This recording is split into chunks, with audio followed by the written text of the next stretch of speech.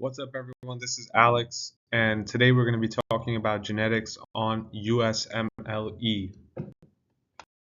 All right, so let's jump into the first question. A 2-year-old boy is brought to the emergency department because of fever and cough. His parents report multiple previous hospitalizations for recurrent pneumonia and poor weight gain despite an adequate appetite. Examination demonstrates digital clubbing and diffuse crackles bilaterally. Sweat chloride testing is markedly elevated. Neither parent has any medical problems, although both report that a cousin died from a similar lung disease during childhood.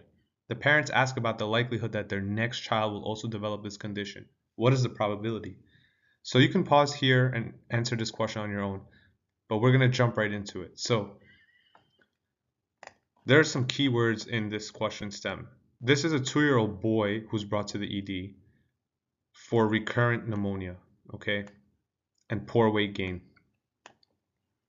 Sweat chloride testing is markedly elevated, and then neither parent has any medical problems. These are all key words and key context clues. So recurrent pneumonia is poor weight gain. You're thinking of cystic fibrosis, okay? You have to know that this relationship with the elevated sweat chloride testing is pretty much pathognomonic for cystic fibrosis.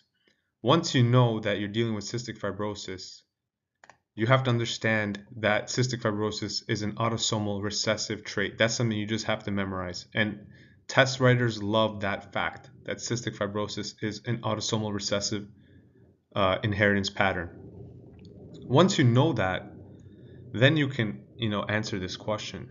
So since the two parents have a boy who has cystic fibrosis, that means that they are both carriers of this cystic fibrosis trait. But the parents have no medical problems, which means that their Punnett square will look like this.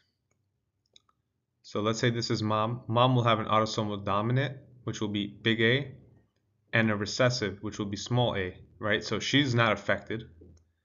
Then dad will have an autosomal dominant and an autosomal recessive, right? Because dad's also not affected. And you know that because they don't have any medical problems, but they have a boy who does have cystic fibrosis. So once you do this cross, you get the probability of the next child being affected, which will be represented by this 2 homozygous small a's. That probability will be 1 out of 4, which is 25%. And that's choice B. So a 4-year-old boy is evaluated for recurrent episodes of spontaneous hemarthrosis and prolonged bleeding after minor trauma. Laboratory studies reveal a prolonged activated PTT and factor VIII activity is markedly decreased.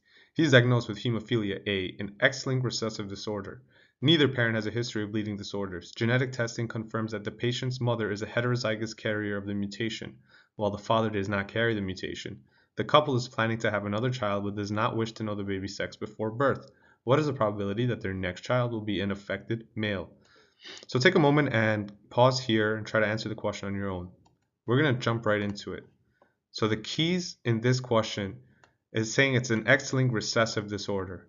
So even if you don't know hemophilia A is X-linked, they give it to you here, right? And so that's a huge clue here in this question. And then it says neither parent has a history of bleeding disorders. And then it says genetic testing confirms that the patient's mother is a heterozygous carrier of the mutation. The father does not carry the mutation. And it's trying to figure out, what's the probability that their next child will be an affected male. So once you have all this down, you can do your Punnett square. So let's start with mom. So it says mom is a heterozygous carrier. So this is an X-linked recessive disorder. Mom has 2 X's. And when it says heterozygous carrier, that means that one of the X chromosomes is affected, right? So that means I will just put a prime on that affected X chromosome. Then it states that the father does not carry the mutation. So his X chromosome is normal, and then obviously he has a Y chromosome.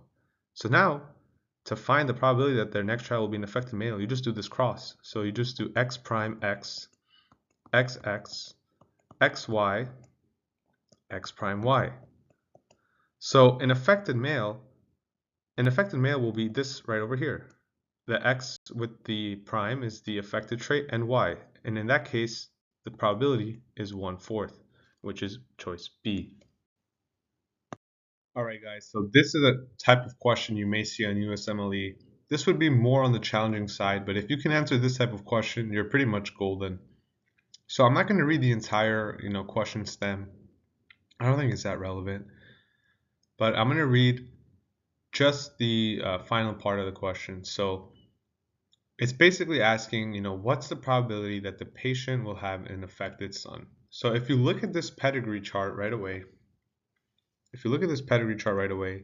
you see that in every generation, males are being affected, right? So generation 2, male is affected. Generation 3, male is affected. This points to this being an X-linked inheritance pattern, right? Even if you don't know DMD is X-linked recessive, you can pretty much figure it out from this pedigree chart. And then you know that it's a recessive, not dominant, because you have an unaffected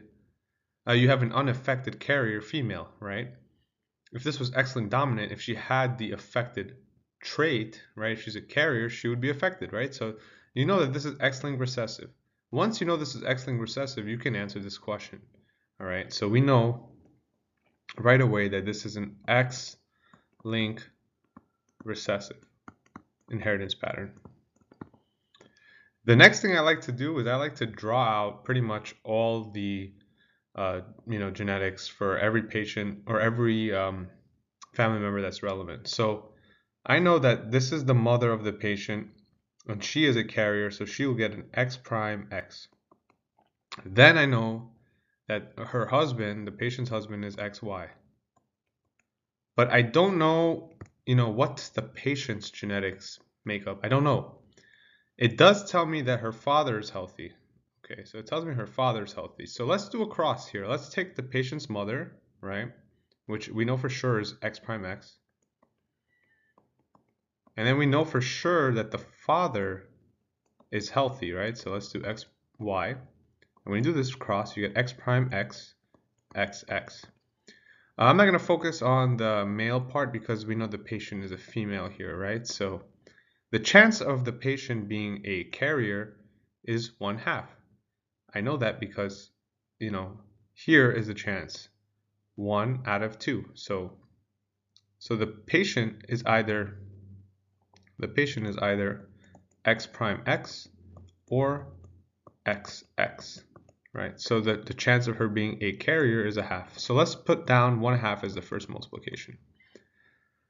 Now, the question is asking, if she has one child with her unaffected husband, what is the probability that the child will be an affected son, okay? So now we just do this cross again. So let's do this cross again. So let's do this X prime X crossing with XY.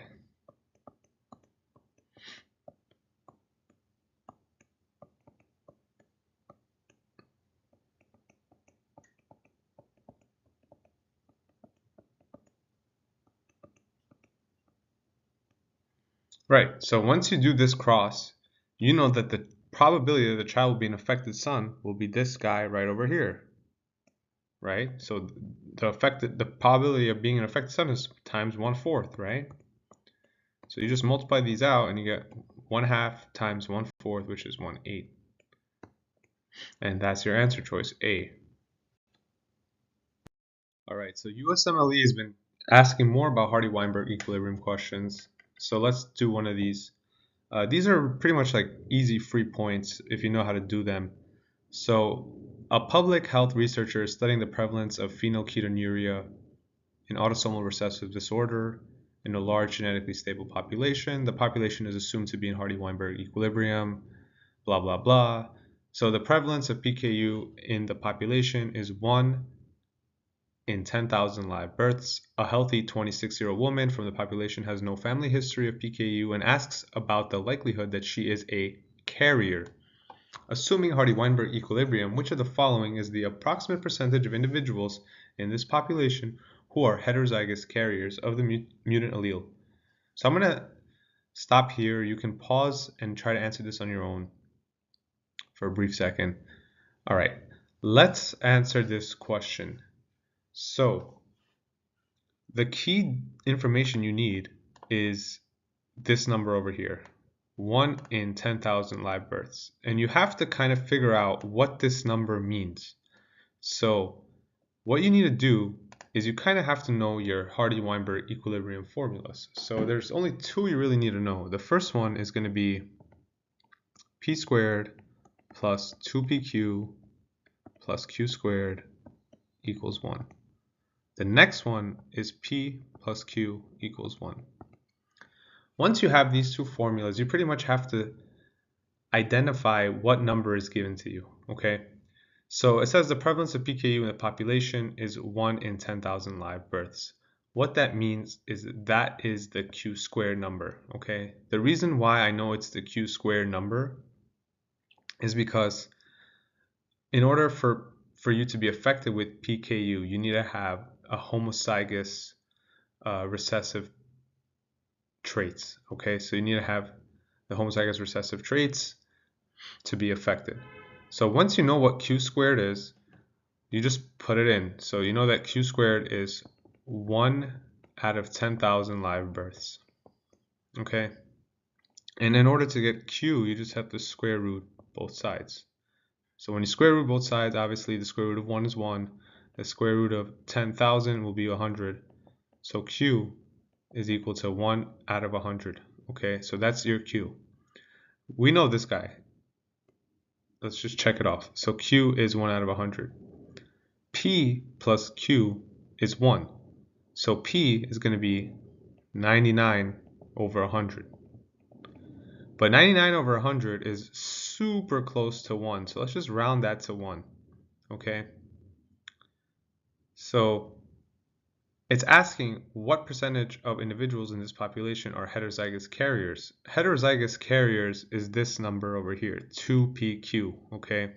And we know what P is and we know what Q is, so we could plug this in now. So 2PQ is going to equal to 2 times P, which we said is very close to 1. So 2 times 1 times Q, which we said is 1 over 100. So 1 over 100. And when you do the multiplication, right, so that will be 2 over 100. And 2 over 100 is just 2%, which is choice C.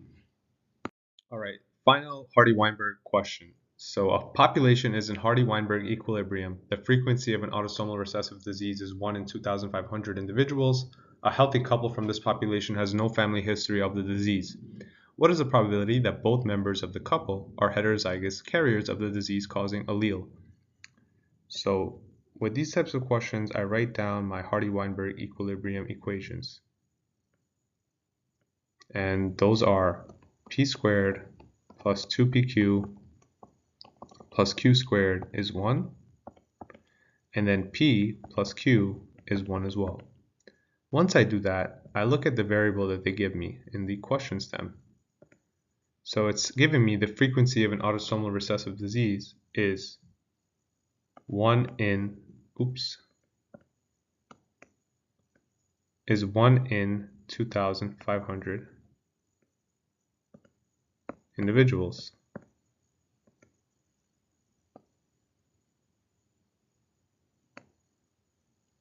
And that, as we spoke about in the previous question, is Q squared, right? So Q squared is equal to 1 out of 2,500. And so you just square root both sides, and you get that Q is 1 over 50. So now we know that Q is 1 over 50. P plus Q is 1, so P is going to be 49 over 50, which is very close to 1. So let's approximate it to 1. Then we're looking for the heterozygous carrier probability, right? So that'll be 2PQ. So let's do that. 2 times P, we said is very close to 1, times Q, which is 1 over 50, which will be given to us as 2 over 50, which is the same as 1 over 25. So that is the probability of one member of the couple being a heterozygous carrier. both members of the couple, you have to do 1 over 25 times that by 1 over 25, right? You have to multiply both. So that's the trick to the question. And when you do that, you get, so I'm just going to make this into decimal points. It's just easier. So then you get 0.04 times 0.04, which is the same as 0.0016, right? So that is your probability. And if you convert that to a percentage, that will be 0.16%, which will be your choice A.